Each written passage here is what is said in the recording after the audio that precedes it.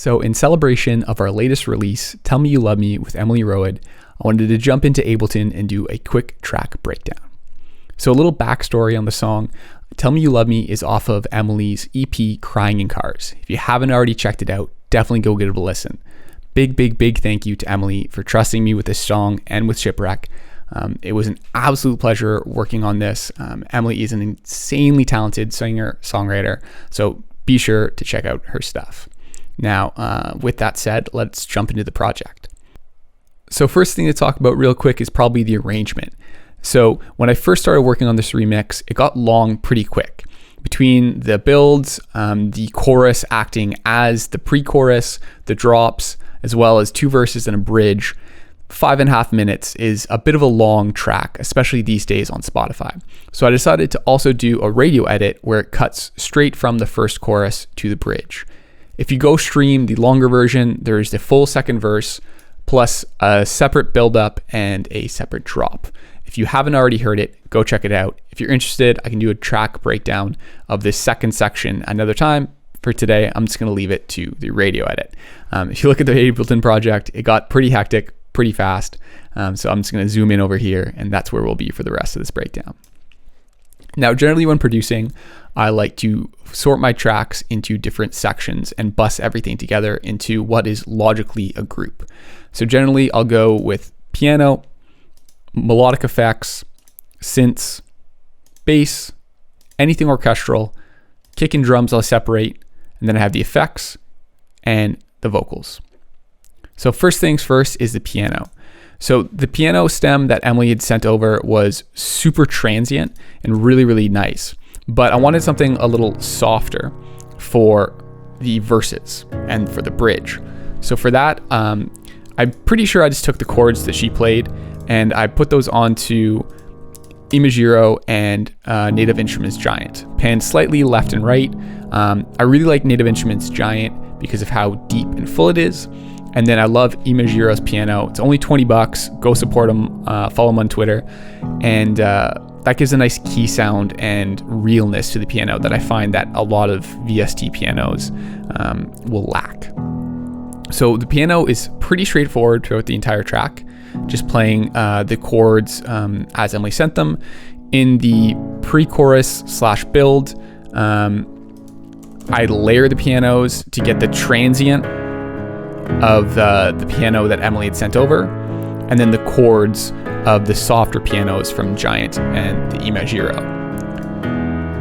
On the chorus itself, I replay this kind of leading melody on the Imagiro's piano, so it's a little softer, and then I have a second instance playing the held chords.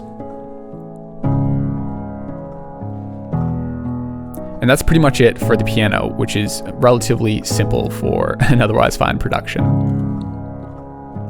The next thing I'll jump into is probably the vocals. So I didn't need to do a ton with the vocals because the vocals Emily sent over were so good. I essentially just tossed a little bit of Soothe to clean them up a little bit. And that's the entire processing that I have on the main vocal.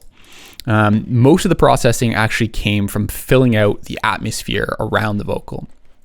So a lot of the vocal, I did a lot of reverses and reverbs and reverse reverbs and freezes to fill it out, as well as a little bit of automation on the doubles and on these oohs with some kind of pan man to go around the main vocal and leave space for that main vocal.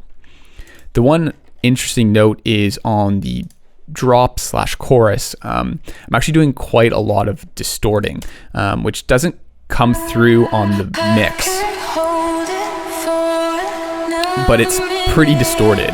So for this, I'm actually running the vocal through the drive on Little Altar Boy before it's hitting reverb, and then on the vocal bus, I'm actually running it through some more overdrive so that the reverb itself is actually overdriven.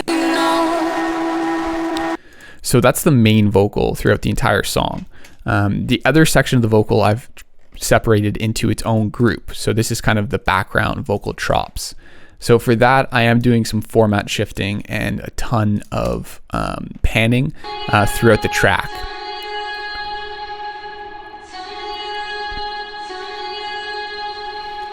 So there's that section during the intros, and then on the drop itself, we have the kind of background breaths. So this is just meant to fill the space between her main vocal take.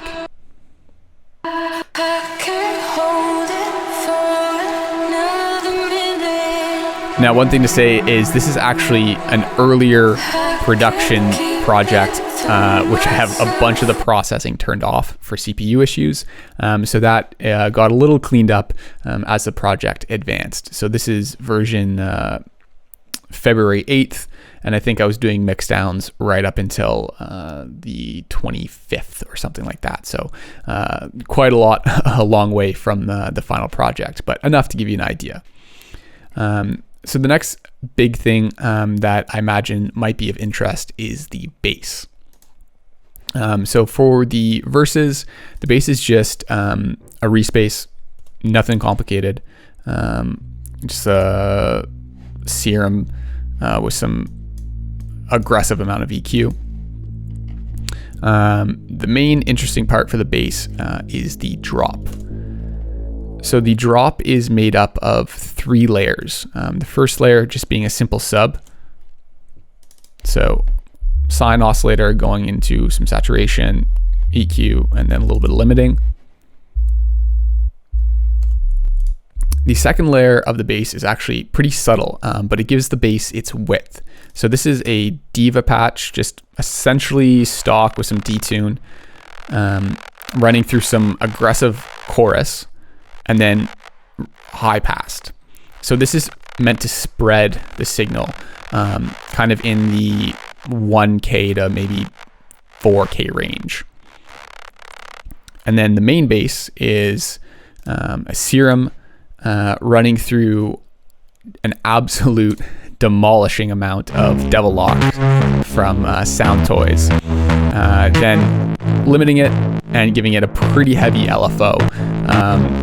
You can actually hear it clipping just a little bit, which I think I had to go back and fix at the 12th hour when I kind of realized that that was happening. So with the wide bass, fills it up ever so slightly. It's super, super subtle, so if I take it away, it just feels a little bit more in front of your face, and then surrounds you a little bit, and then with the sub,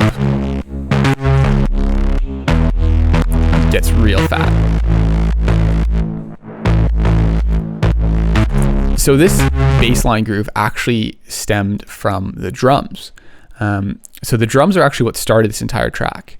Very early in the days when I'd gotten the stems, I was trying to decide what I wanted to do with the project. The original tempo was 118. So I was kind of in this middle ground of not knowing if I wanted to speed it up, slow it down, leave it at the tempo. I couldn't really find the groove. And I was playing around with these little hits, and essentially the entire drum groove came from these elements here, and specifically the kind of almost call and response of these 2 hits right here.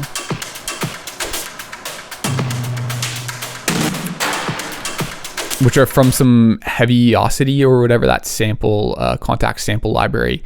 Just a little sample pack from them. So they're really, really gritty and distorted. And between that, the kick, which I later changed, so the kick is a little rounder in this version of the project file.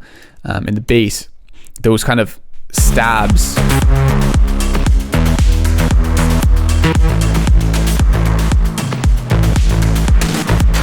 for me were just like enough to be the driving element, and a nice almost turnaround with those hits.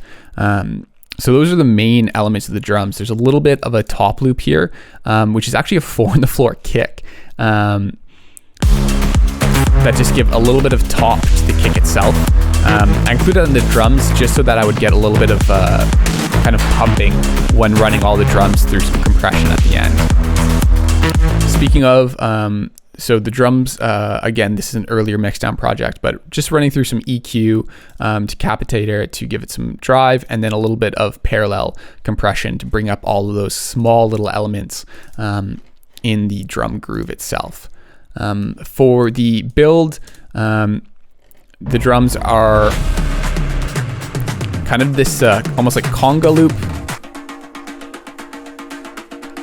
mixed with some toms. And then we got the clap and kind of like the chanty top loop element. So pretty simple for the build. But that again was one of those main aha moments of the track, getting that going with the vocal.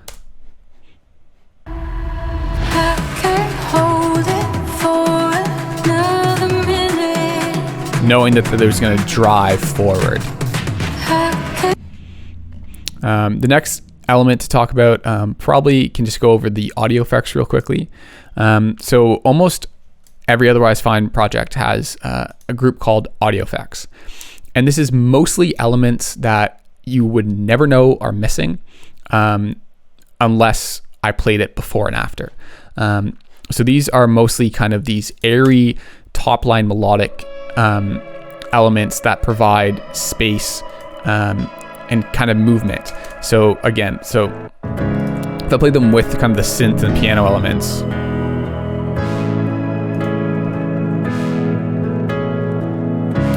so this one's playing a melody, but if I get rid of the other ones, it's hard to notice that they're not there.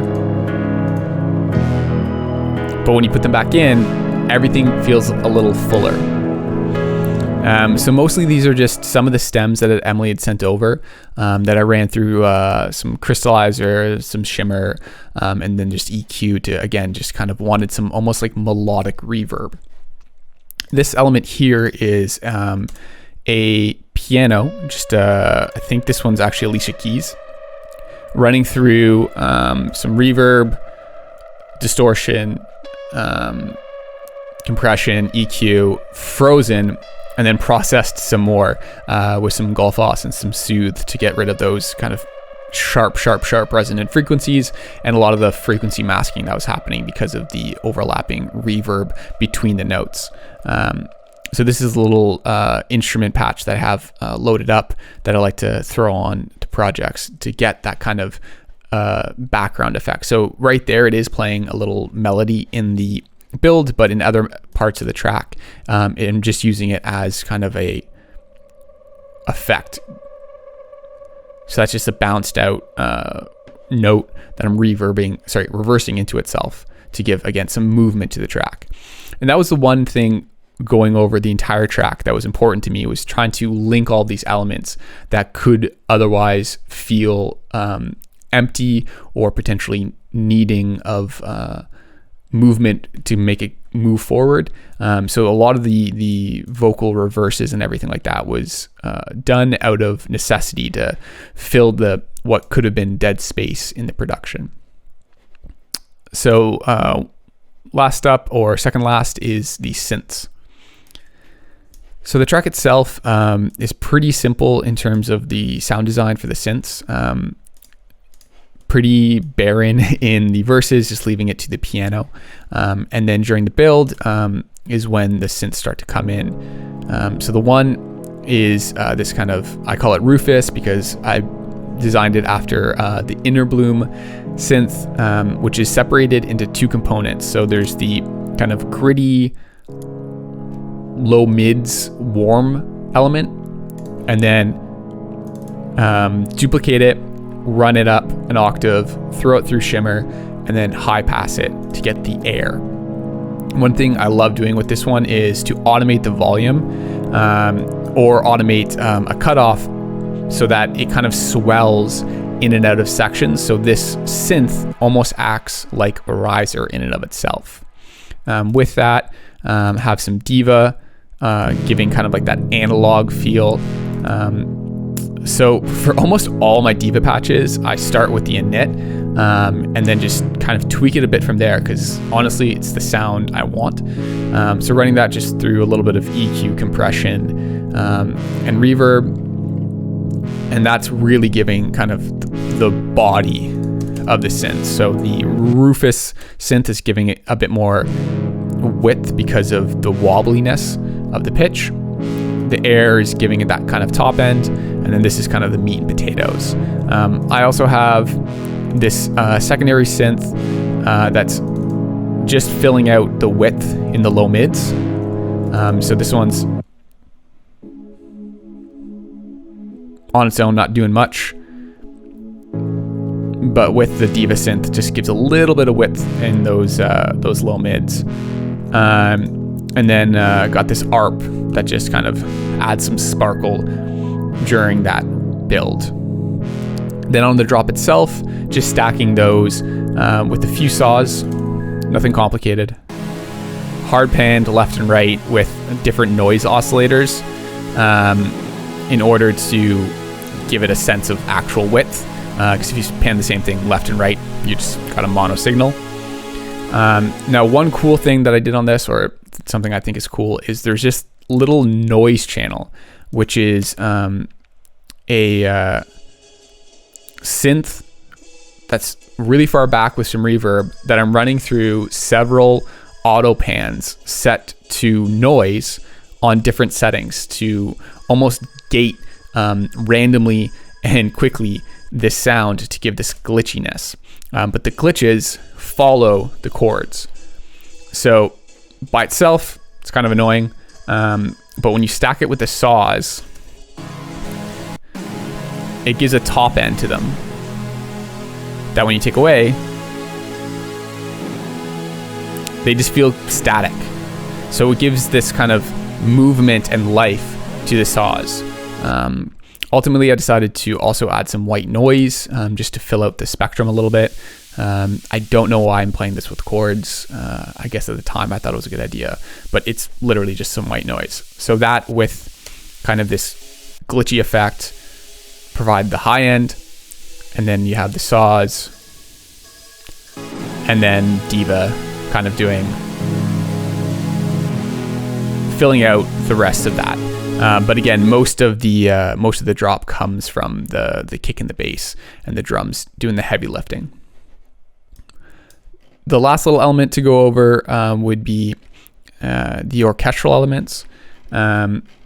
So for this track in particular, I really wanted everything to sit into the track a little bit more. So all of the orchestral elements are pretty subdued.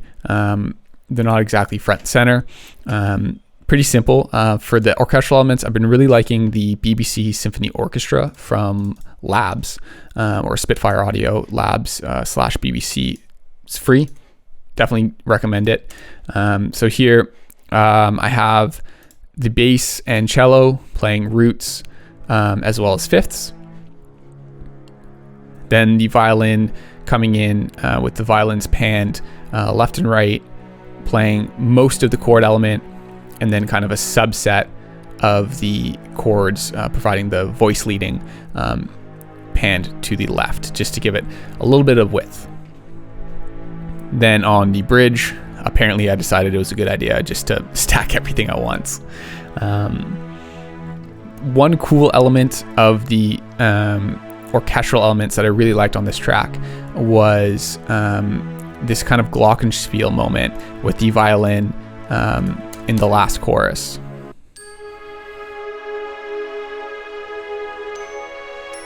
So there's a little counter melody to the vocal.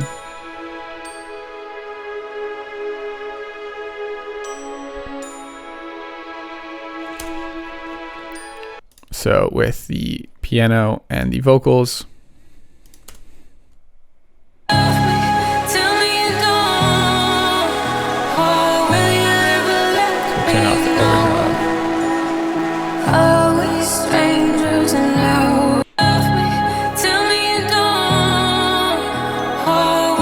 So super subtle, but to me it just kind of gave a little more depth to the track to have that little counter melody. And then that's pretty much it. couple cool little things with the effects is I felt again that there wasn't enough movement between some of the sections, that some of the sections were a little bit too cut and dry between part A and part B, whatever those would be. So I went back and actually added a couple more little instances of effects to carry over those. One little moment that I love doing is this auto pan. So with this riser, for example, I'm actually automating the rate and the amount of the auto pan to give it that kind of building up of tension. Super subtle trick that works really, really well. So yeah, that's a quick and dirty breakdown of Tell Me You Love Me. If there's anything you want to go more in depth with, feel free to let me know. Happy to make a follow-up video. If you want to see a breakdown of the second drop, happy to include that in the video as well. But yeah, that has been Tell Me You Love Me, a little track breakdown. Hope you guys enjoyed. Links to stream are in the bio below. Once again, make sure to show Emily some love. Thanks to her for letting this happen. All right, that's it. Cheers.